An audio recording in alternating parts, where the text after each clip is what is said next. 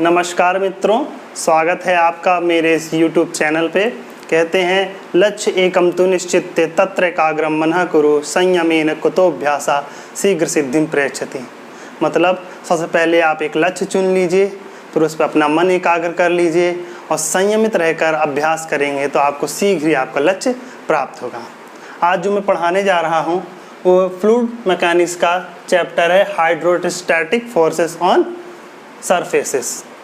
देखिए मित्रों, जब भी कोई सरफेस किसी लिक्विड में या किसी फ्लूइड में डूबा होता है तो उस पर जो फोर्स लगता है उसे कहा जाता है हाइड्रोस्टैटिक फोर्सेस। तो मतलब सीधा सीधा है, मान लीजिए ये कोई तल है जो वाटर का सबसे ऊपरी तल है और इसके भीतर कोई सरफेस, मान लीजिए सरफेस है ABCD, कोई सरफेस है और इसमें डूबा हुआ है तो इस पर जो बल कार्य करेगा, जो फोर्स कार्य करेगा, उस फोर्स कहलाएगा हाइड्रोस्टैटिक फोर्सेस। अब शुरुआत करते हैं। तो सबसे पहले हम लोग जान जाते हैं कि इसमें टोटल प्रेशर और सेंटर ऑफ प्रेशर दो चीज़ें इसमें महत्वपूर्ण होती हैं। सबसे पहले हम लोग जानेंगे क्या होता है टोटल प्रेशर। टोटल प्रेशर कहने का मतलब है कि देखिए कि यदि इस संपूर्ण तल पे कितना फोर्स लगेगा, उस हाइड्रोस्टैटिक फोर्स कितना लगेगा। सीधे सीधे देखिए हम क्या करेंगे, इसके इस क्षेत्र पे मान लीजिए छोटे छोटे पार्ट कर लें तो इस पर कुछ फोर्स लग रहा होगा, दूसरे पार्ट पर कुछ फोर्स लग रहा होगा, तीसरे पार्ट पर लग रहा हो, तो टोटल जो फोर्स लग रहा होगा उसको हम लोग कहते हैं टोटल हाइड्रोस्टैटिक फोर्स। ठीक, फोर्स ऑन सरफेस। इन दूसरे शब्दों में हम लोग कह सकते हैं कि total pressure force on surface.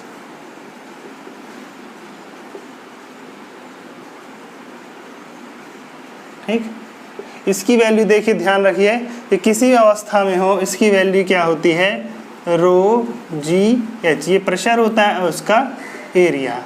तो जो मान लीजिए ये डूबा हुआ जो तल है या जो सरफेस है इसका एरिया A है। रो क्या है, जो डेंसिटी है लिक्विड की, G ग्रेविटेशनल एक्सेलरेशन है, H जो है H उसकी सेंटर ऑफ ग्रेविटी CG की डिस्टेंस होती है, CG distance from free water surface.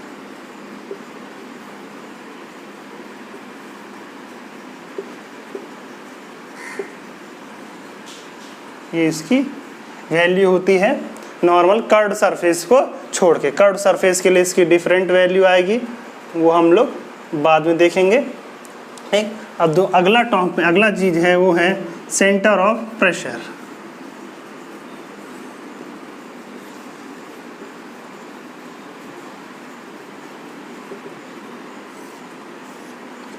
देखिए सेंटर ऑफ प्रेशर क्या होता है, ये बहुत ही महत्वपूर्ण है, इम्पोर्टेंट है। ठीक, देखिए इसमें यदि हम देखो हर भाग पर ध्यान दें, मान लीजिए हमने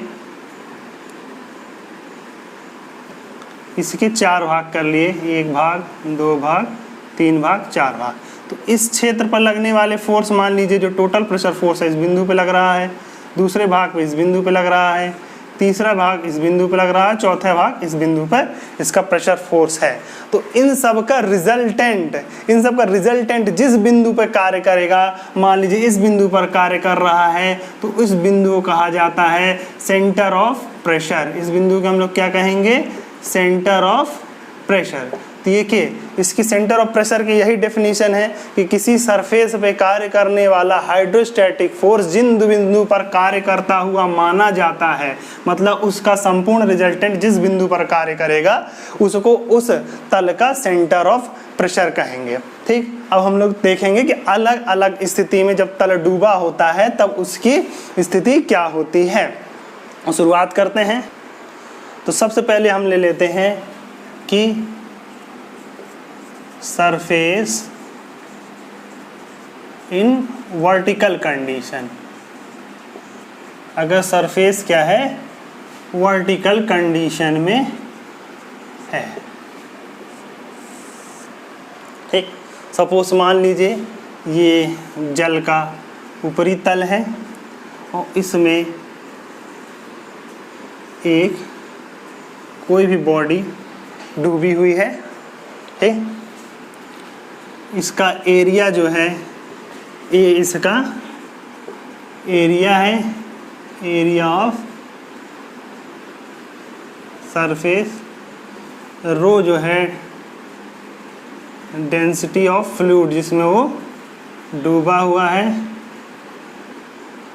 ठीक। और मान लीजिए इसका CG सेंटर ऑफ ग्रेविटी, ये मान लीजिए मुख्य स्वतंत्र तल से x बार डिस्टेंस नीचे है। तो थोड़ा बड़ा देख देते हैं, x बार डिस्टेंस नीचे है। तो मान लीजिए x बार क्या है, distance of centre of gravity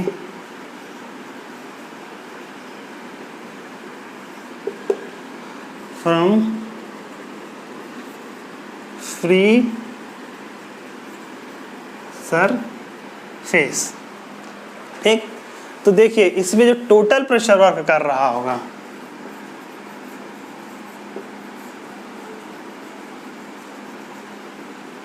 total pressure work कर रहा होगा, वो सीधा सीधा फार्मूला है रो g x bar into area, ठीक।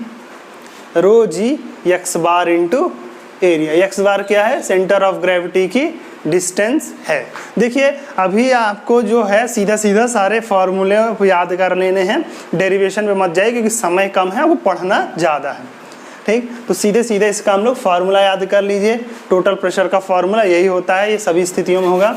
अब देखिए इसमें सेंटर ऑफ प्रेशर की distance, centre of pressure, centre of pressure free surface से कितने डिस्टेंस नीचे काम करेगा, मान लीजिए उसको हम लोग एच बार कहते हैं। एच बार इक्वल टू होता है सीधा सीधा फार्मूला, इसको मान लीजिए फ्री सरफेस जो है एक्स एक्स है, तो हम लोग क्या करना है, moment of inertia x x upon A x bar, ये ले सकते हैं। यदि हम CG के अबाउट इसका मोमेंट लेना चाहें तो देखिए किसी भी CG के मोमेंट जो अगर हमको याद है, सेंटर मोमेंट ऑफ इनर्शिया, तो किसी अदर लाइन या अदर एक्सिस के अबाउट हम लोग कैसे निकाल सकते हैं, हो जाता है IgG प्लस AX बार का स्क्वायर डिवाइडेड बाय AX बार।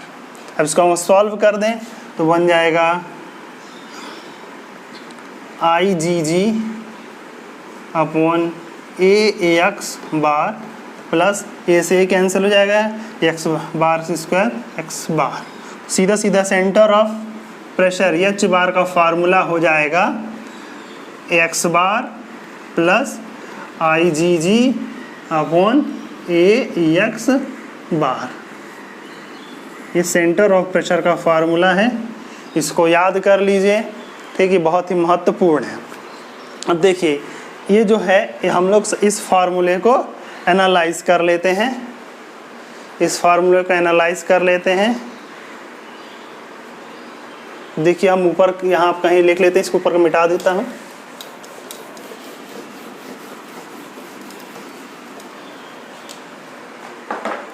देखिए ये है H bar equal to x bar plus IgG upon AX bar, ठीक। अब देखिए ये H बार की, देखिए यहाँ ध्यान दीजिए कि इसमें H बार का जो फार्मूला है उसमें ये x बार हमेशा पॉजिटिव रहेगा और IgG की वैल्यू हमेशा पॉजिटिव होती है, कभी नेगेटिव नहीं होती है, और एरिया भी हमेशा पॉजिटिव होता है, x बार भी पॉजिटिव होता है। मतलब ये जो टर्म है ये हमेशा पॉजिटिव होगा। कैसा होगा, ऑलवेज पॉजिटिव। मतलब सीधी सीधी बात है कि इसकी वैल्यू में हमेशा पॉजिटिव आएगा, मतलब इसकी वैल्यू H बार की वैल्यू हमेशा x बार से ज़्यादा होगी। मतलब सीधे सीधे सेंटर ऑफ प्रेशर जो है वो हमेशा सेंटर ऑफ ग्रेविटी के नीचे होगा। तो मान लीजिए ये वो पॉइंट है, सेंटर ऑफ प्रेशर कहते हैं हम लोग इसे, CP मान लीजिए।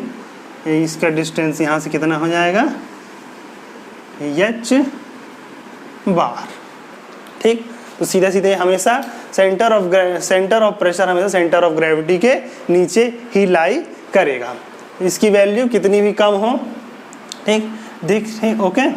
अब देखिए क्या होता है इसमें, अब इसमें ध्यान दीजिए कि जैसे जैसे x की वैल्यू, x बार की वैल्यू अगर हम लोग बढ़ाते चले जाएं, यदि x बार की वैल्यू बहुत ज़्यादा बढ़ा दी जाए तो ये जो टर्म है ये IgG अपॉन AX बार, इसकी वैल्यू अप्रॉक्सीमेट 0 की ओर टेंड कर जाएगी। ठीक, मतलब ये इसकी वैल्यू बहुत ज़्यादा, इसकी मतलब वैल्यू बहुत कम हो जाएगी, मतलब अप्रॉक्स 0 के नज़दीक आ जाएगी।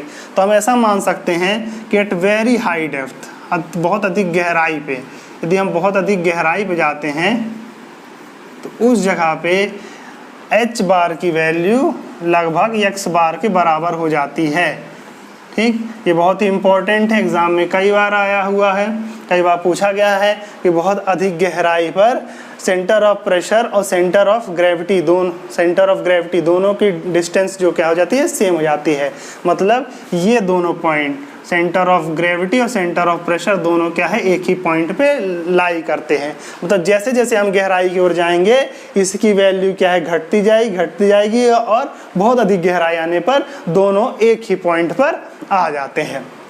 और देखिए तो ये है आपका जब कोई सबमर्ज्ड बॉडी किसी जब कोई वर्टिकल सरफेस किसी लिक्विड या किसी फ्लूइड में सबमर्ज्ड हो जाता है।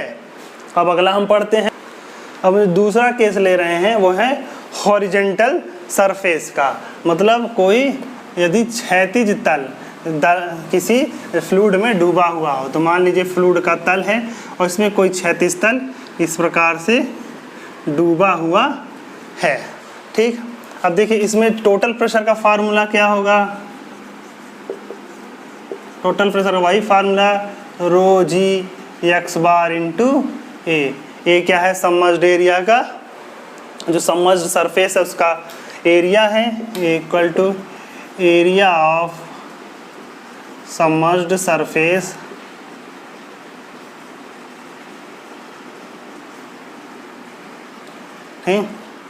और जी रो क्या है, डेंसिटी ऑफ फ्लूइड।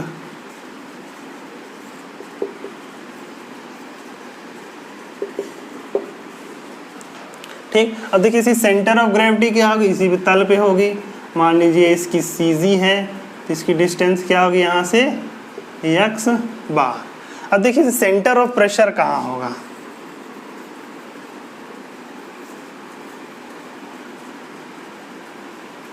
देखिए जब हॉरिजॉन्टल सरफेस होता है तो सेंटर ऑफ प्रेशर कभी बॉडी के बाहर नहीं जा सकता, तो जहाँ पर इसका CG होगा उसी जगह पे इसका CP यानी सेंटर ऑफ प्रेशर भी होगा। तो इसका सेंटर ऑफ प्रेशर कहाँ होगा, जहाँ पर विल लाई, कहाँ पर लाई करेगा, ऑन सेंटर ऑफ ग्रेविटी। ठीक, तो देखिए ध्यान रखिए हॉरिजॉन्टल सरफेस है तो सेंटर ऑफ प्रेशर और CG सेंटर ऑफ ग्रेविटी दोनों एक ही पॉइंट पर लाई करेंगे। ये बहुत ही इम्पॉर्टेंट है, ध्यान रखिएगा। ये जैसे वर्टिकल सरफेस में क्या centre of pressure always lie below centre of gravity, लेकिन हॉरिजॉन्टल सरफेस में ऐसा नहीं है। इसमें क्या है, सेंटर ऑफ प्रेशर हमेशा ही सेंटर ऑफ ग्रेविटी पर ही लाई करेगा। या सीधा सीधा फार्मूला इसका बन जाता है H bar equal to x bar. ठीक, और टोटल प्रेशर का फार्मूला ये हो जाता है।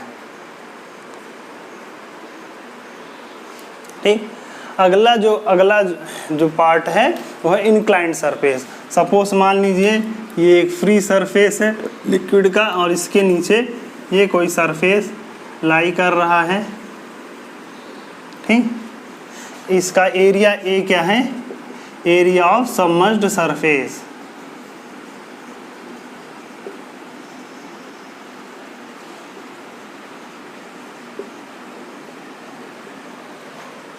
ठीक, मान लीजिए इसका C क्या है, यहाँ पे है इसका सेंटर ऑफ ग्रेविटी है जो कि इससे x गहराई पर है। ठीक, इसलिए कि टोटल प्रेशर का फार्मूला x बार क्या है, centre of gravity from free surface. X x को हम लोग फ्री सरफेस कह रहे हैं। अब देखिए इस पर टोटल प्रेशर क्या वर्क करेगा, तो टोटल प्रेशर का फार्मूला हो जाएगा rho g x bar into area of the submerged surface. अब अगला हम ले लेंगे इसमें इसका सेंटर ऑफ प्रेशर कैसे निकालेंगे। सेंटर ऑफ प्रेशर का formula h bar equal to यहाँ आएगा x bar plus I G G upon A x bar into sine square theta. ये मान लीजिए इसका एंगल यहाँ से जो फ्री सरफेस बना रहा है वो थीटा है।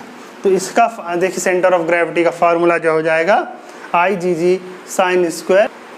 अब देखिए यदि ये प्लेन क्या होता, वर्टिकल होता, सपोज यही प्लेन वर्टिकल होता तो ठीक इन वर्टिकल केस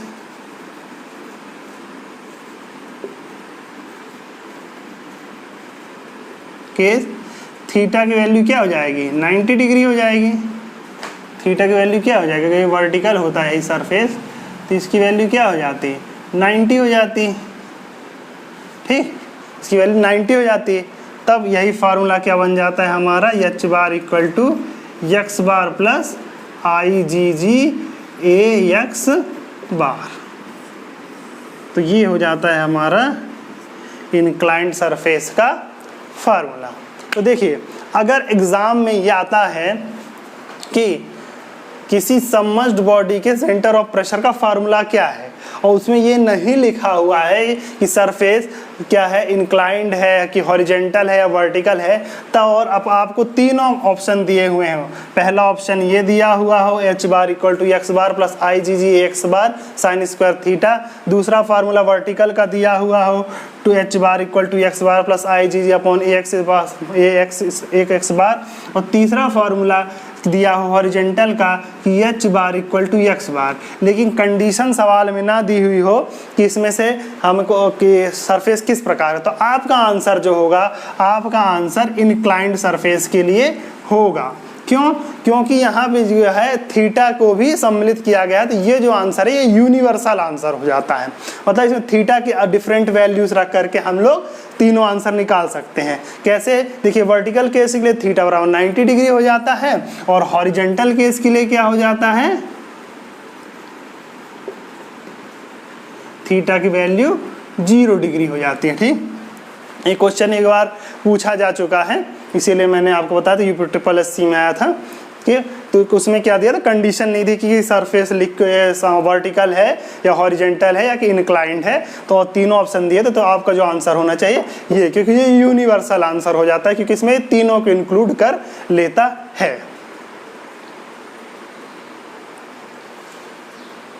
देखिए अगला ले लेते हैं हम लोग hydrostatic forces on curved surface.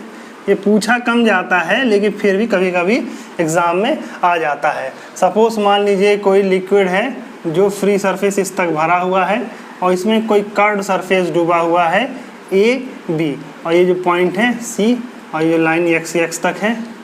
देखिए इस केस में सेंटर ऑफ प्रेशर तो निकालने का अभी है नहीं, तो अब बस इसमें टोटल फोर्स निकाल सकते हैं। तो इसके लिए क्या किया जाता है, इसको हम लोग दो पार्ट में निकालते हैं। सपोज मान लीजिए इस पर जो फोर्स लग रहा है इसके दो पार्ट हैं, एक एक्स डायरेक्शन में और एक वाई डायरेक्शन में, और दोनों का जो रिजल्टेंट निकलेगा वो ये हो जाएगा एफ रिजल्टेंट। ये एफ वर्टिकल, एफ हॉरिजॉन्टल। ठीक,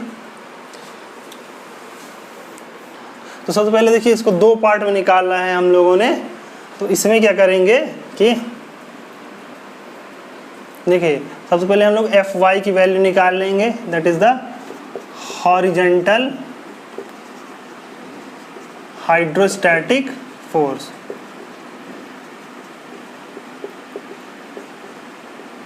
ठीक, इसकी वैल्यू देखिए क्या होगी, इसकी वैल्यू होगी देखिए वही रहेगा rho g H into area A, इसको एक्स बार मान लीजिए। ठीक, रो जी एक्स इंटू इस पर जो प्रेशर फोर्स लग रहा है वो। तो देखिए इसमें हम क्या करेंगे कि हम लोग ये पूरा कर्व सरफेस जो है उसको ना लेकर के इसका प्रोजेक्शन लेंगे। मतलब ये जो ए बी ये कर्व है इसका इस डायरेक्शन में एक्स डायरेक्शन में प्रोजेक्शन लेंगे तो क्या होगा, हमको एक सीधा एक तरह से मिल जाएगा हम लोग को। मान लीजिए इसको एक इसकी लेंथ यल है, इस डायरेक्शन में इस तरह से कर्व सरफेस मिलेगा तो हमको जो मिलेगा इस प्रकार का एक आयत मिल जाएगा। तो हमको इस आयत का क्षेत्रफल लेना है। कुछ ऐसे समझिए कि ये कर्व सरफेस इस प्रकार से है, इसका इस डायरेक्शन में प्रोजेक्शन लेंगे तो हमको इस प्रकार का एक आयत मिल जाएगा। तो यहाँ पे सीधे सीधे जो एरिया लेना है वो एरिया लेना है प्रोजेक्टेड एरिया। क्या लेना है? Projected area in horizontal direction. क्या लेना है? Projected area in horizontal direction में लेना है। ठीक, ये बस याद कर लीजिए। इसका फार्मूला जब लेंगे तो इसमें projected area in horizontal direction लेंगे। एग्जाम में कभी आया नहीं है, इतने वर्षों तो मैं एग्जाम दिया हूँ तो उसमें कभी आया नहीं है, फिर भी आपको पता होना चाहिए। तो ये वो क्या जाता है आपका हॉरिजॉन्टल डायरेक्शन में। एक वर्टिकल डायरेक्शन में देख लेते हैं। एफ वाई की वैल्यू हो जाती है weight of the liquid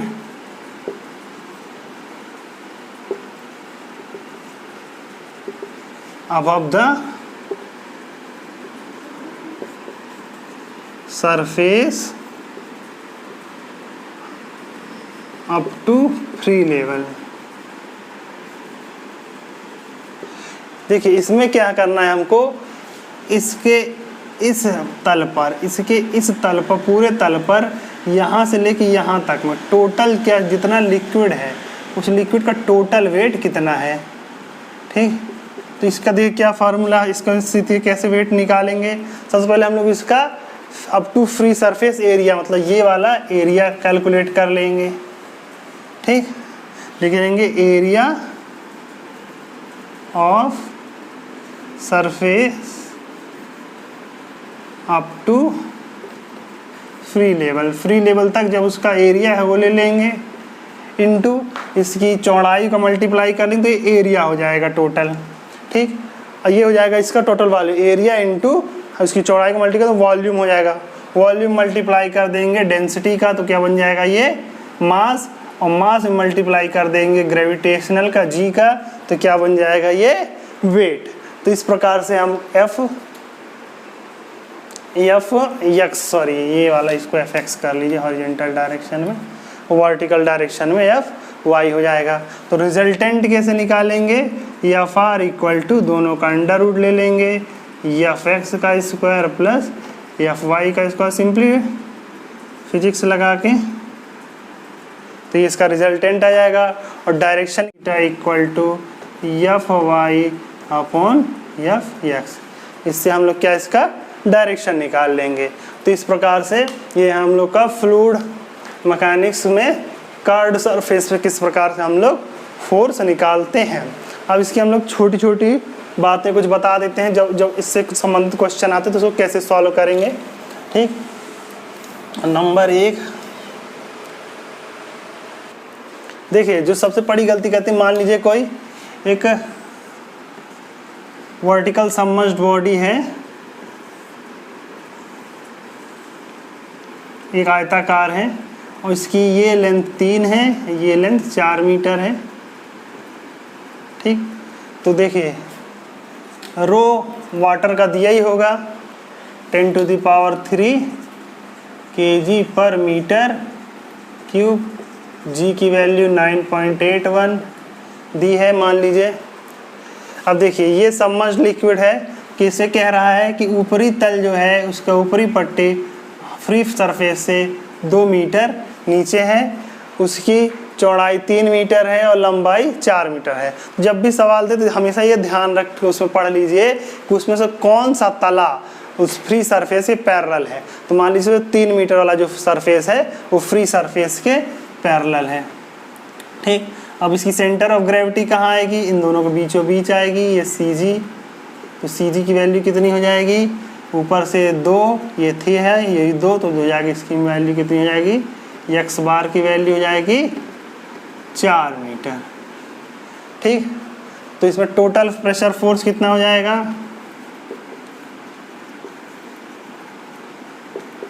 row g H into ए बार, रो की वैल्यू 10⁻³ इंटू जी की वैल्यू 9.81 इंटू एच नहीं सॉरी एक्स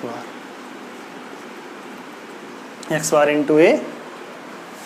एक्स बार कितना हो जाएगा, ए हो जाएगा, इसमें हमने निकाला है 4 इंटू एरिया हो जाएगा 3 इंटू 4। तो सॉल्व कर देंगे टोटल प्रेशर आ जाएगा, टोटल प्रेशर फोर्स आएगा। ध्यान रखें तो इसका मात्रक क्या होगा, न्यूटन होगा, क्योंकि टोटल प्रेशर फोर्स हम निकाल रहे हैं, टोटल प्रेशर नहीं निकाल रहे। तो इसका मात्रक क्या होगा, न्यूटन होगा। कई बार लोग न्यूटन पर मीटर स्क्वायर वाले टिक कर देते तो गलत हो जाता है। और इसका सेंटर ऑफ प्रेशर कैसे निकालेंगे, सेंटर ऑफ प्रेशर का फार्मूला क्या हो जाता है, H bar equal to I G G upon A x bar plus x bar. I G G देखिए, इसका सेंटर ऑफ ग्रेविटी के अबाउट जो फार्मूला होता है वो होता है बी डी क्यूब बाई 12 होता है। अब देखिए इसमें ध्यान रखिए कि इसमें क्यूब किसका करेंगे, अक्सर क्या होता है बी डी क्यूब हम लोग सोचते हैं उसका कर दें तो वहाँ सवाल गलत होता है।